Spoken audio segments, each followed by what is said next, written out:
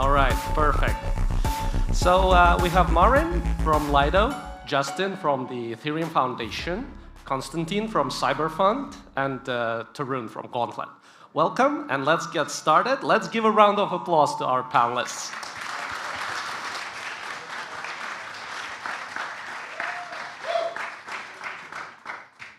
Thank you, everyone. Welcome to the last panel of the day. Our panelists don't need a round of introduction. Probably it's myself. So I'm Marin, Master of Protocol Relations, contributing to Lido DAO. I'll be hosting this wonderful gentleman here, and we'll let them say a sentence or two before we dive into the panel.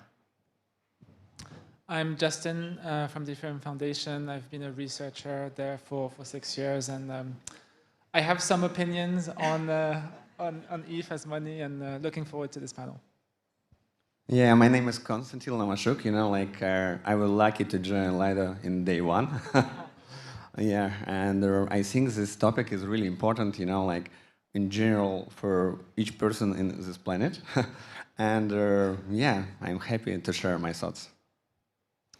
Hey, I'm Tarun, and I have spent a lot of time writing papers about staking economics, and so that's my lens on whether something is money or not. So to kick it off with, it's a no-brainer question. What makes better money, Ethereum or liquid staked asset based on Ethereum? Feel free to hop in. Right, so I think we need to define what you mean by money. And broadly speaking, I see two categories of money. One is money as currency. So currency comes from the word current. It's money that flows, used as a medium of exchange. And then there's money, in the context of Ethereum, which is collateral money, which is money that's meant to be put in a black box and just stays there. And there's this, I guess, two big flavors of usage of collateral money. One is for staking, and the other one is in DeFi, so kind of layer 1 versus layer 2 collateral money. The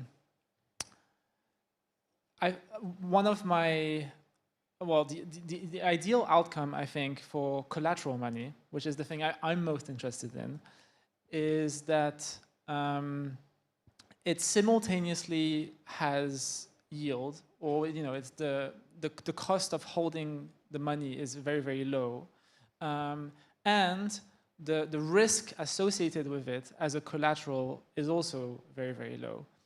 So the problem that we have today with the LSTs as collateral money in DeFi, for example, is that there's no guarantee that from one day to another the value will just go to zero. Right? We can talk about contract risk, we can talk about governance risk, but even if those two were completely addressed with technology by removing governance or with formal verification, fundamentally we still have operator risk and the associated slashing risk. And so my preferred path forward here is to somehow de-risk and remove the slashing aspect of it. And there's 3 proposals that I have in mind, but I don't want to speak too much. But happy to talk about these 3 proposals later. Tarun, what would be your take? I think if we look at sort of the history of money, the move to kind of move off the gold standard really relied on having bond-like assets, but then also having lending against bond-like assets, right? So if you compare, protocols to companies, most companies in the world store most of their assets in bonds because it's the only thing that the sovereign usually protects. It also is because there's just no one will give you insurance, right? And that's the closest you get to an insured holding entity. And in some ways, a lot of capital finance, especially debt capital finance, really relied on this idea of the sovereign gave you bonds. You could borrow against the bonds if you needed cash. And that way you wouldn't have to be holding cash all the time. You don't think about custody risk. You don't think about all these other things. In a similar way, the custody risk aspect here is the operator risk, the slashing risk, the things of that nature. And the average protocol or consumer probably wants something that is like a bond, something that they have a repo market for. In some ways, ETH alone does have that, but it doesn't actually have the yield portion in a way that's convenient to actually make into a real repo market. So the repo market is what I was talking about earlier, of like companies borrowing against their bond holdings. That's how they get cash instead of selling bonds. I generally think that the same kind of structure has partially shown up in LSTs. I mean, that's why you see all of their lending demand. That's why you see how they're used as collateral within DeFi. And in some ways, that to the average protocol that is holding ETH, to the average sort of user that's holding ETH, staked ETH is sort of more like what modern day 2023 money is versus pure medium of exchange, gold standard era money. Konstantin? Yeah, I think this question is a little bit more complex, because we're speaking about the future of money, yes? But we should look first on the current situation. And in current situation, money is a paper, yes? Money is a Ponzi scheme. In general, it's the biggest, I think, Ponzi scheme ever. And and why? First of all, we should go a little bit back, people want to use something real, to spend it, and to keep the value. But the user experience was so bad. If you speak about, coins, gold coins, and so on. And that's where, the government came to us and say, let's make a better user experience, we will give you paper, but guaranteed by the government.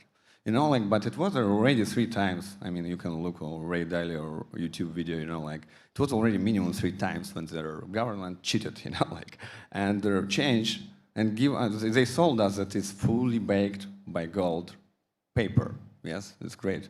It's but then they said one day that, oh guys, we have too much spending, it's not efficient, and let's forget about the gold and let's keep just spend our paper. And this is the current state. There we are, and it will collapse one day. And now, when we think about the money, we should think about what people want. But people don't need money at all. Let's disrupt the world money, People will first want to keep some assets that has value, real value. And now, when, this Ponzi collapse, it's a big chance that it will be another Ponzi called Bitcoin. It's maybe not popular a solution here, but what I can try to say is that, what people want, for example, when I started in 2014 in the crypto space, or try to get what is money, and how, and one of the main thing was the liquidity. And I read one nice book where people say, oh, S&P 500 is better money than USD or Y because it's backed by top companies, But the issue is that you don't have a good user experience to spend this S&P 500, ETFs, and that's why, we still use dollars. And when we go into Bitcoin, the question of Bitcoin, that what they did is, first of all, of course, they create this ecosystem, yes, and unique technology called blockchain.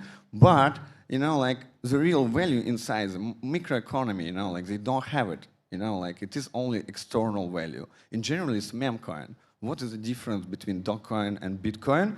I don't know.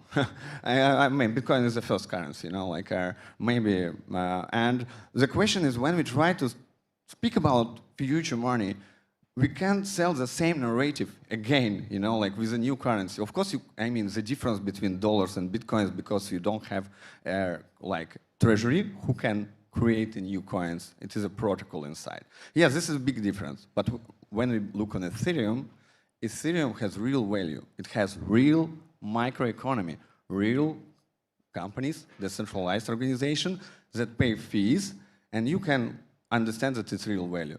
And my answer here is not about even liquid staking or staking. Of course, we'll discuss it on the next questions, But my answer here is that people want to hold value first, and then spend it with a good UX, with intents or some other just pay for their bill. Doesn't matter in what currency it is and with new technologies, with current user experience, it will happen where you, doesn't matter what you believe, like in Polygon, Lido, like Ethereum, and other, anything can be money. And we need to destroy one money because it's create a lot of additional value that is not baked by value, you know, like, and I think this is a big issue. But in general, ability to pay goods and services is what's important to so-called next wave of users. So how would Ethereum, Justin, I guess this one is for you because you did mention your fears about slashing and that it could influence the value. How does it cope with volatility? What are the attributes that you would put as ETH is the better solution in this case? Right, so as you said, for most people, when you say money, they think currency, right? It's things that they can buy goods and services with. And the reality is that ETH is just terrible money, if that's your definition of money. And instead, what you want to do is kind of take out a loan. You want to get cash from your collateral ETH, and maybe reminiscent to the bond market, right? Like ETH is the bond, I guess, and then if you're taking out a stable coin, it's kind of like the loan that's backed by the bond. Now, what I think we should see in the long term is like very scalable, decentralized stable coins, and there's several like really good reasons for that. Basically the centralized stable coins are just problematic, and like one of them, for example, is I don't see the centralized stable coins just growing to tens of trillions of dollars or even like to $1 trillion. We've have USDT that scaled to 100 billion, but can it grow another order of magnitude? It's kind of unclear to me. And then there's also this aspects of neutrality and composability. Like if you're building an application which is fully immutable and is meant to last decades and centuries, is meant to last as long as Ethereum itself, then you can't really use USDT as a primitive because USDT always has the option to rug you. So I'm hopeful that we're going to have these really scalable decentralized stablecoins, and I think there's multiple things that we need to solve to get there. One is the decentralized oracle, which we haven't solved yet. That's one component. But another like key component is reducing the so-called cost of money, because right now we have things like Maker and Liquidity, where you deposit your ETH, but the cost of just holding raw ETH is extremely high. It's basically the same as the staking yield. And so in order to bring the cost of money down, you want to be holding this yield-bearing kind of bond-like asset as opposed to the raw asset. But you want to do so in a safe way. And by safe, I really mean removing all the risks. And I'm confident that Lido will remove contract risk. I'm also relatively confident that it will remove governance risk, but we're still left with this operator risk. And so I kind of see these three solutions to removing this operator risk. Like one way to do it is basically the suggestion by Dankrat and later revisited by Vitalik, which is very, very simply just cap the possible penalties for any given validator. So you have a validator that's 32 ETH. Let's say at most 1/8, so at most 4 ETH can be slashed or can be leaked if you go offline. And the 28 ETH, the rest is just untouchable, at least on chain. And so now you're in a position where you can create this yield-bearing asset and an LST which doesn't have the corresponding slashing risk. Another possible solution, kind of in a similar vein, is to cap the amount of staked ETH, right? Because if we cap it to 1/8, then 7/8 is not staked. And what will happen economically if you cap it at 1/8 is that the issuance actually starts going to zero and most likely even negative to compensate for things like MEV and restaking. And so you're in a position where you've kind of lowered the cost of money because you have this extremely competitive market where the issuance goes negative. And you've kind of solved the solution because the vast majority of all ETH that's circulating is kind of this very cheap to hold raw ETH. And then the third solution that I see potentially, but that's a very, very long-term one, is using this amazing cryptography called one-shot signatures. So very, very briefly, a one-shot signature scheme is a signature scheme where the private key can only sign a single message, and then it destroys itself. So it can't sign two messages. And the way that it works is that the private key is a quantum object, a quantum superposition, and the act of signing requires you to observe this superposition, therefore collapsing it and destroying it so that you can't sign a second message. And then once you have these one-shot signatures, you can build these unidirectional chains of signatures that can't fork, and you can solve the double voting problem, and you can solve the surround vote problem. So basically, you can remove the slashing conditions of Ethereum layer 1, and you can start building LSTs that don't have this slashing operator risk. You're only left with the leaking risk. But the really nice thing about leakage is that it's a slow process, right? You go offline and you're just leaking just tiny amounts. And so if you allow for forced exits that are kind of much faster than the leaking process, then you actually have this very secure LST that simultaneously is yield-bearing and is suitable to be used as collateral money for a decentralized stablecoin that is on the order of tens of trillions of dollars. Konstantin. Can I ask Justin here, because he said like three cases, like one is 20 years away. This is the third one, yes? Right. Just to clarify for everyone. The second one, you said like if you change staking ratio, like to 1/8 of ETH, what you try to solve by it? You said you try to solve, like the slashing risk for LST, and like what is the solution here? Yeah, exactly. So we want to try and find a way to have this low cost of money asset, which is very good collateral and doesn't have the slashing risk. And so if you have this hard cap at 1/8 of the staked ETH, then just purely in terms of like supply, right? Like the majority, 7/8, is going to be unslashable just by construction because it's not staking.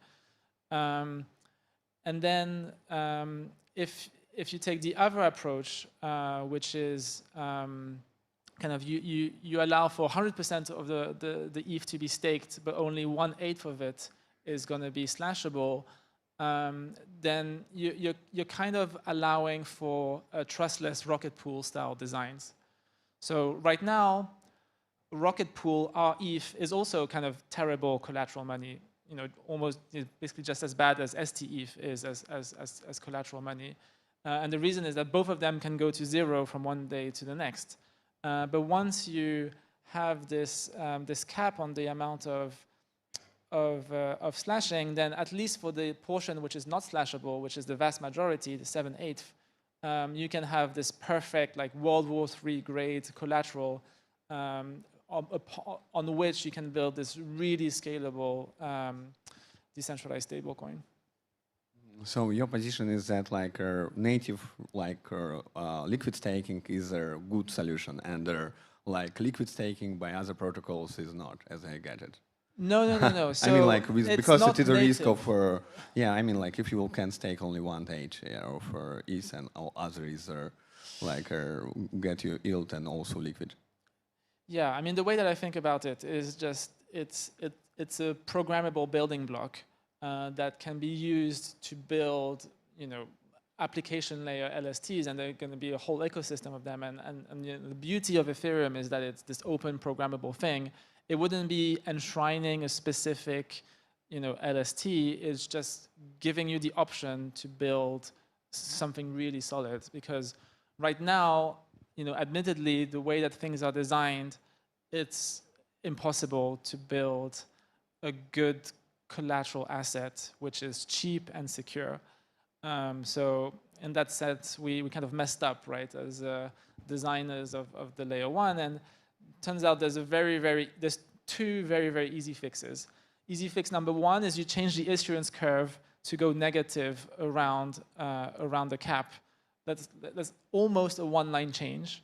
And then option number 2 is you cap the amount of penalties per validator, and that's maybe 50-line change. Yeah, but the first is destroying the staking market. Like if it will be 0 rate, staked, all the professional validators that are here, solo validators that are here will just quit, and we will just get Coinbase with 20% stake. But it's easy to implement, Yeah. So I'd say one is more aggressive than the other. Like the capping with the negative issuance is much more aggressive and opinionated. So, I would lean a little bit more on the capping the penalties, which, the only thing it does is that it makes Lido and Rocket Pool just better products. Tarun, what would be your take from the risk assessment perspective?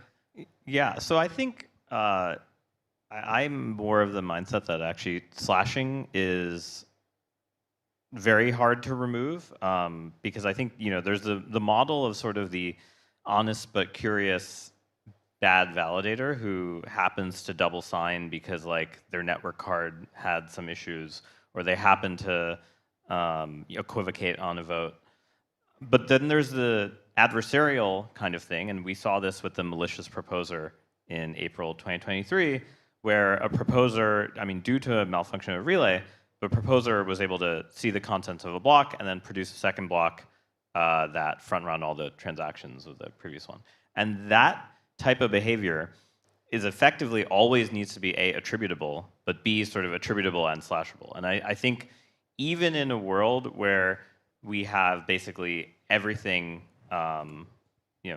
cryptographically that we could possibly imagine, I still think there's this problem of the application layer leaking into the main layer, and that is not going to be removed, and because of that, you're always going to have slashing. So one-shot signatures do solve this problem.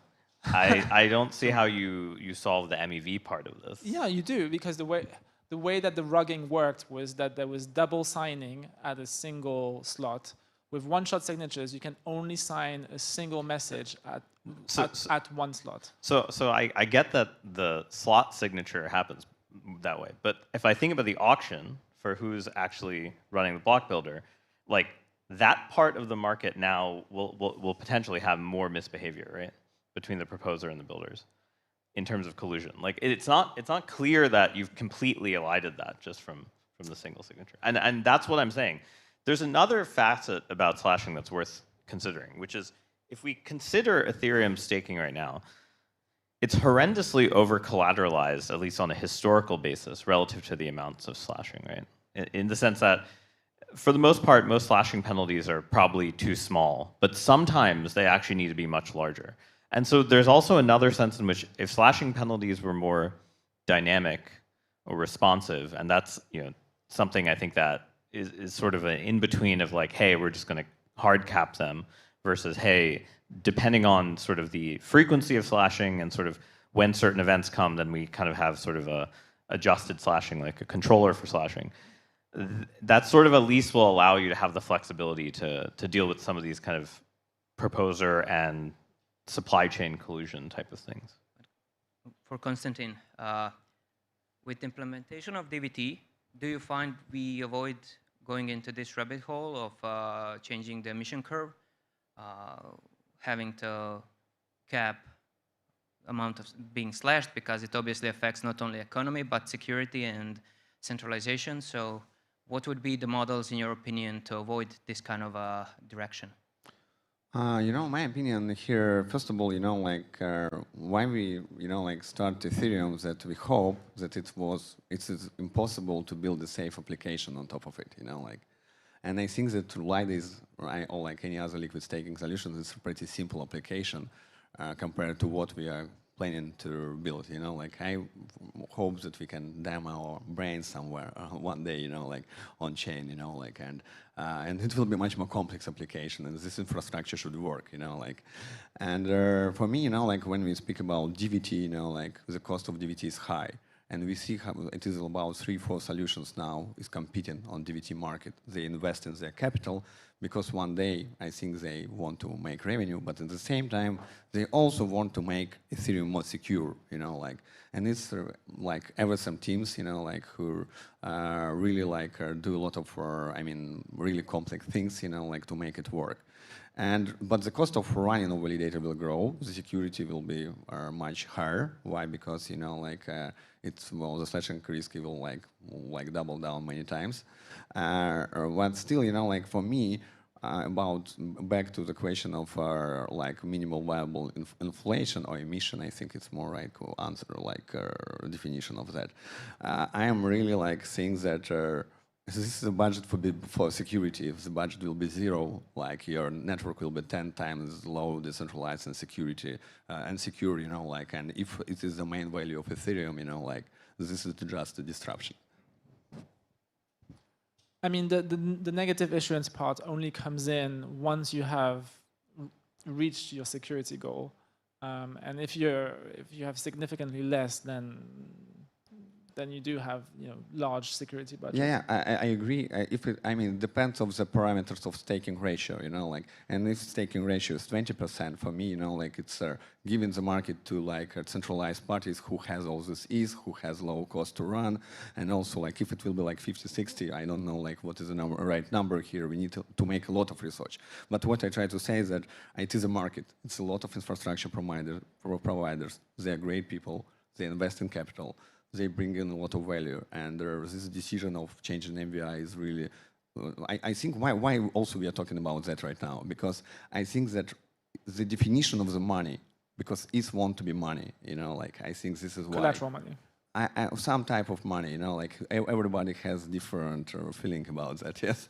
And also like unit of account, you know, like, and the question is, I mean, it should be secure and decentralized, you know, like, and if you will cut MVI, you know, like, it will harm it, in my point of view, depends on the staking ratio, you know, like, and that's why it's important. I think very few collateral monies that have survived over many years and have had high amounts of liquidity have had very unpredictable inflation curves. The moment you have this like high amount of volatility in inflation curves, you've seen a lot of historical empires collapse or countries that have failed. And I think, you know, the thing that Bitcoin gets right is that it doesn't really change its emissions. You know, now there's obviously sustainability issues with this, but this idea of having such drastic changes to emissions is actually going to cause a lot of loss of confidence in the market, especially liquidity-wise. And historically, we've seen that happen in so many currencies. I mean, think about the country we're in right now. They've had tons of emission changes, effectively, that have like are the reason you see USDT on Tron everywhere when you walk around Istanbul. So I agree with that statement, but only if the radical change to the issuance is in the bad direction, right? Where there's like more issuance. But historically with Ethereum, and I think there's this social understanding that, you know, we like progress and we like to improve things in the good direction. And we went from 5 ETH per block to 3 ETH per block to 2 ETH per block to what we have now, which is on the order of, I don't know, maybe half an ETH per block, something like that. And then, you know, with capping, you know, it's even lowering the issuance. And then there's even another technology, which is MEV burn, which even like, you know, reduces the net supply growth and net issuance. And then we have EIP 1559, which also goes in the right direction. So long as there's this understanding around kind of maximum viable scarcity or minimum viable issuance, then I'm not too worried about this loss of confidence. So from the value perspective, how do you take changing the issuance affects the narrative of Ethereum being go-to institutional chain? Sorry, are you saying that the fact that the monetary policy changes is... Not specifically from the monetary policies, but what's important for institutional side is to rely on long-term emissions, to be able to calculate the risks. So once you put yourself in a position where you can plug it in or plug it off, it really becomes more of an unsafe environment. Right. So basically, there's the V in MVI is maybe one of the most important words. It's viable, and viable means that the chain is secure. And what Bitcoin got wrong is that they forgot about the V. They just went for the M, just minimal issuance, specifically zero issuance in the end game.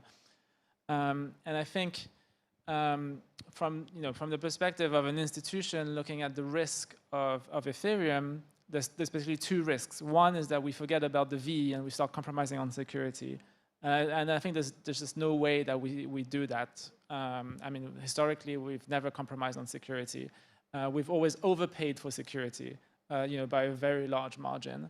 And even today, I think we're overpaying for security. And then, there's the M aspect, which we've never forgotten since Genesis. As I said, we've kept on improving the M. Just constantly reducing issuance and increasing the burn. And there's a few more opportunities to improve on the M. One is MEV burn, and one is stake capping. Maybe we'll do these things, maybe we won't. But in any case, it's going in the right direction. If an institution is worried about being diluted over the long term, well, they can look at the worst case, which is the status quo, and the future can only improve over the status quo. Tarun, in terms of risks, obviously, adding additional layer of smart contracts, everyone knows increases the risks, but we mentioned it's good to have ETH as a collateral money. We mentioned LST as a collateral money. What are the risks if we use them both as a collateral for the new coming LST-Fi? Yeah, that's a great question. Well, first off, you confuse the users, as we learned during DeFi Summer, when there was 500 USDT X dot Y combos for every X and Y under 3-character letters. And I think the other part is, fragmenting liquidity between them will oftentimes have sort of bad things happen, especially if there's sort of a large market correction or market unwind. For instance, last year when 3 Arrows sort of started selling their staked ETH. But I think one important thing to consider from the perspective of a long-term ETH holder is, I don't think people are strictly looking at the reward. I think there is still some sort of mean variance type of thing that people care about. And one thing that LSTs give you, and one thing that mining pools give you in proof of work, is lower variance in your rewards. And I think fundamentally for a lot of people, that is part of their objective, right? They want to earn X% in ETH, or they want to own this percentage of the network, but they also don't want that much volatility on that income. And the less volatility you have on the income, the better it is as collateral, right? Because you have an income stream, which is reliable, that you are using as collateral.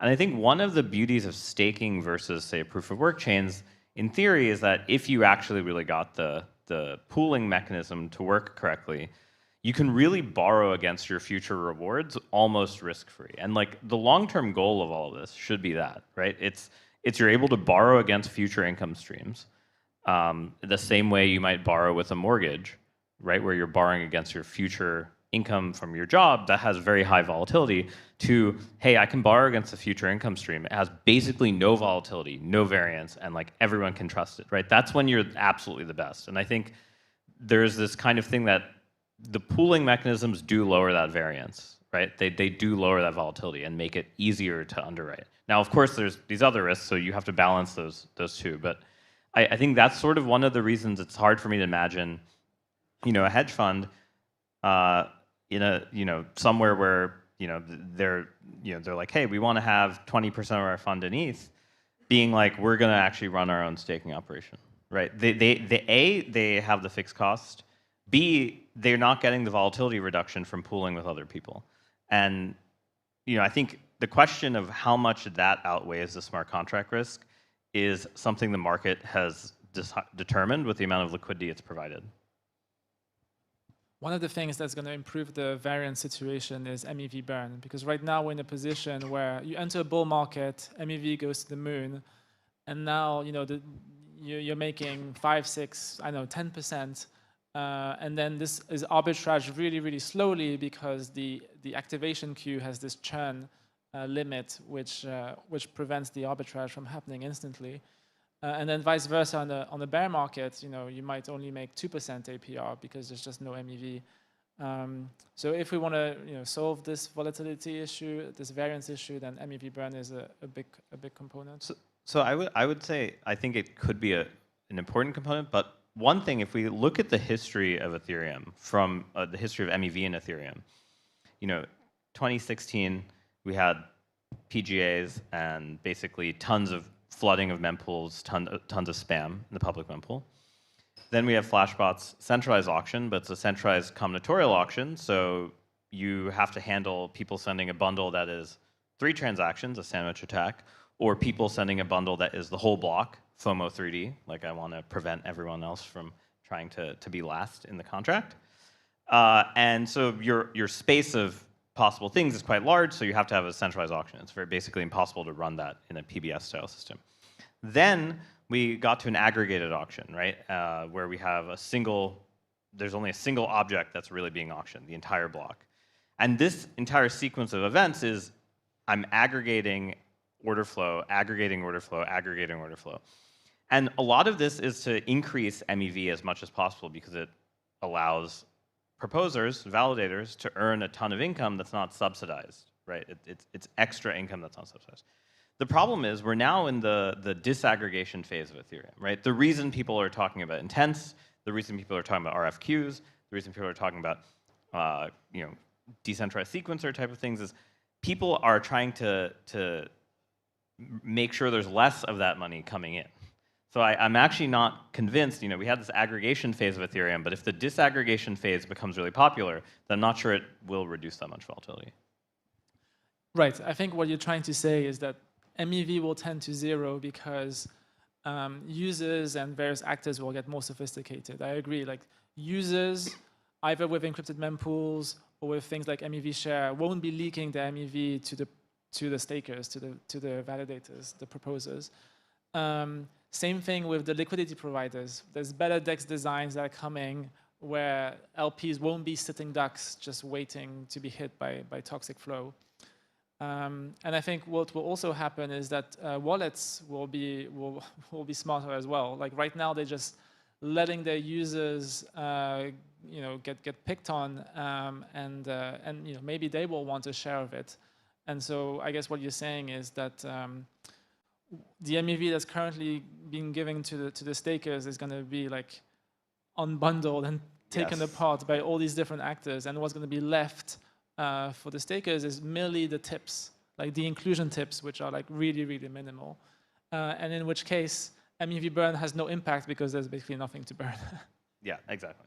I'm saying I'm not sure how much disaggregation we'll have, but if you look at the things that people are doing right now, it's all about disaggregating. Shall we make some sort of a prediction on like the ratio between congestion fees and contention fees, which is basically MEV? Like my new thesis is that contention fees, basically MEV, will be less than 5%, within 18 months relative to congestion. So just to give you a frame of reference, nowadays it's 85-15%.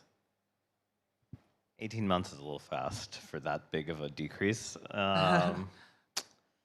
But I do agree with you trend-wise. I think you go down to the sub 10% within 5 years. I'm not willing to be as aggressive as that.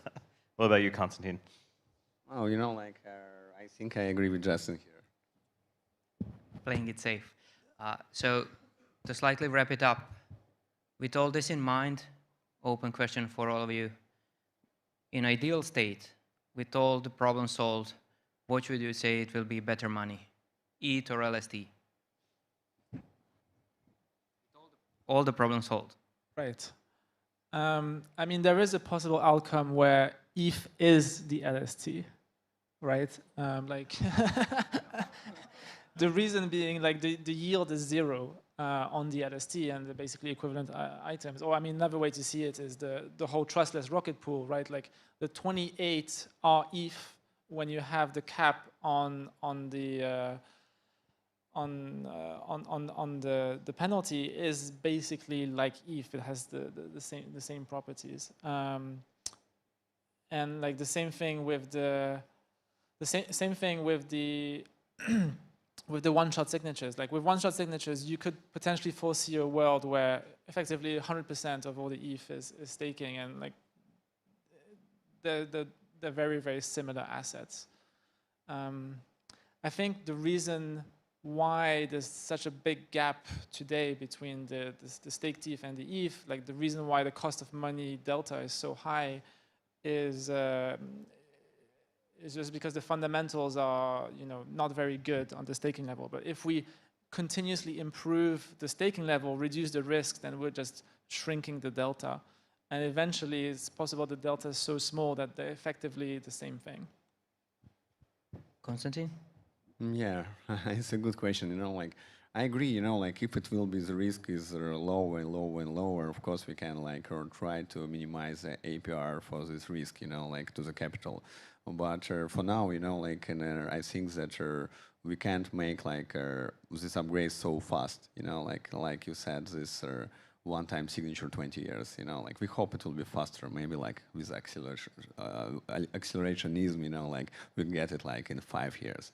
But until now, we also have some amount of features that we want to see in Ethereum, and it's all, I mean, part of them to make staking better, part of them to make liquid staking better, triggerable withdrawals. It's the feature that we need to deliver as soon as we can. It will make more competition there. But when we will make liquid staking safe, and I hope that we can make fully trustless, fully safe application, on top of Ethereum, that is possible. I believe that's possible, yes.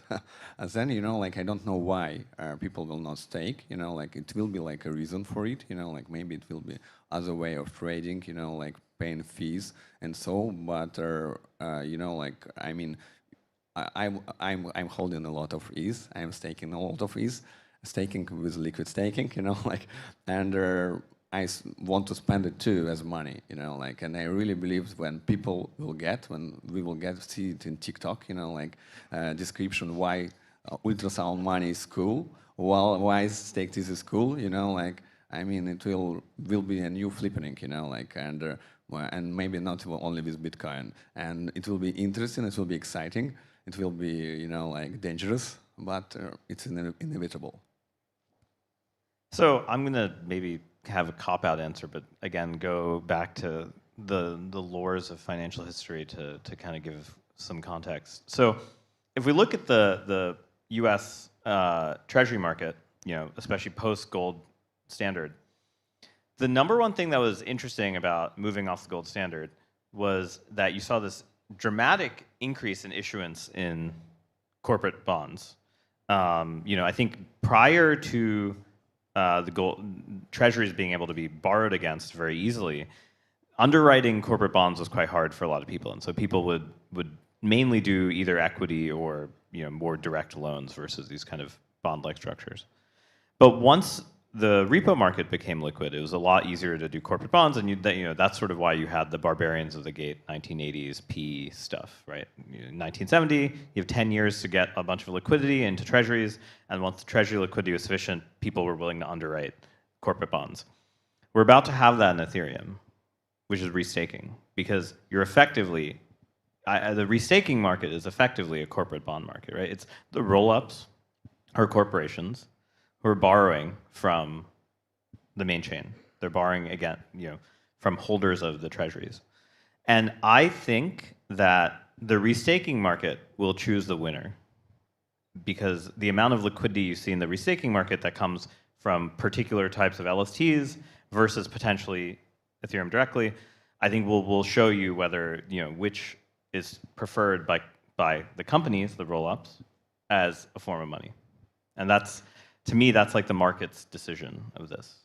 So I didn't give you an answer, but I'm trying to give you what I think is the way you should measure the answer. Interesting take, and because it's such an interesting topic, I want to kind of get a glimpse. Do you want to add to it? Because the risk-taking does change the game a bit. So I do like the analogy, but wouldn't the analogy be that it's the risk-taking application that's the corporation that's lending? Why roll-ups? Oh, sorry. When I say roll-up, I mean risk-taking application. I'm thinking of like a decentralized sequencer who's forced. Okay. Sorry, I added one extra layer to that. But. Okay, right. Yeah, that makes sense. I mean, one thought that is kind of very primitive. I need to think about it more, but like if we want to prevent kind of restaking from shaping staking, maybe that's an argument, very much an argument against minimum viable issuance. Like if we have like we're just overpaying for security, then there's like a big fat 5% APR. Then it's much harder to get bullied by a restaking application because if they provide, let's say, 1%, then 1% is a small compared to the 5%. Whereas if we go like full-on MVI and we only have, let's say, 0.5% of staking yield, then you can kind of get bullied by the restaking applications. Yeah, I agree with like Justin here. I think that restaking, I think that we need to overpaying, especially in the beginning. We can cut always, but if we will cut and destroy the value, it will be like a big disruption. And in case of restaking, first of all, it is already restaking exist, and people use it everywhere. It's called leverage staking, so when you get staked ETH, then go into our and do leverage staking, so lend ETH and staked it again. You get, and it's delta natural strategy. Only the slash increase is coming if staked ETH price is going down to ETH, and we can call it as a staking, and people are using it right now, and it's, a yield there, and we can look what is their market share and what collateral they choose already. And it is already an answer then, if we speak about what they choose. But I think that when you speak about corporation, first of all, I disagree with you that it will be a lot of corporation, all like DAOs on top of Ethereum. It's not only roll-up and infrastructure, it will be a lot of them. Some of them will also have bonds. And the second, when we speak about restaking, we don't forget that it's not only ETH can be restaked. Any asset can be restaked. I think it's like misleading a little bit by like positioning of restaking. All assets that based in Ethereum, it's USDC, USDT, LP token, and Uniswap can be restaked.